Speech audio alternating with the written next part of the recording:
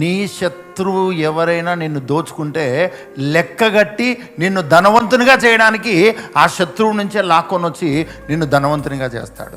430 సంవత్సరాల బానిసత్వంలో నుంచి బయటకు వస్తున్నటువంటి ఇజ్రాయేలీయులు ఐగుప్తీయులను దోచుకొని బయటకు వచ్చిరని బైబిల్ గ్రంథం చెప్తుంది. హల్లెలూయా, ప్రభుకు స్తోత్రం. మిక్కిరి బంగారంతో వాళ్ళు బయటకు వచ్చారండి. ఆ బంగారం, విలువైన బంగారంతో, ఆభరణాలతో బయటకు వచ్చారండి. తర్వాత దాన్ని దూడ చేశారు, అది వేరే కథ అండి. మనకున్న ప్రాబ్లం ఏంటో తెలుసా అండి? మన దీవెన ఆశీర్వాదాలనే అన్నీ తయారవుతాయండి.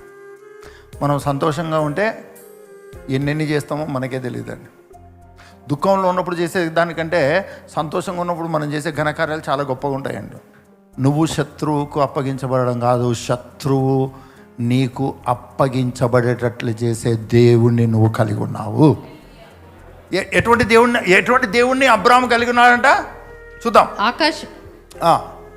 అప్పుడతడు అబ్రామును ఆశీర్వదించి, ఆకాశమునకు భూమికిని సృష్టికర్తయును సర్వోన్నతుడనైన దేవుని వలన అబ్రాము ఆశీర్వదింపబడును గాక అనియు. ఏంటంటే ఆశీర్వాదం అంటే ఏంటి?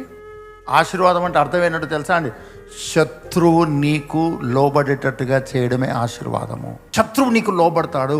శత్రువు నిన్ను దోచుకుంటే తిరిగి వానిది మొత్తం నిన్ను దోచుకునేటట్టుగా చేస్తాడు. అదే బ్లెస్సింగ్ అంటే, అదే ఆశీర్వాదము. అటువంటి రాజ్యము శక్తితో ఉంది.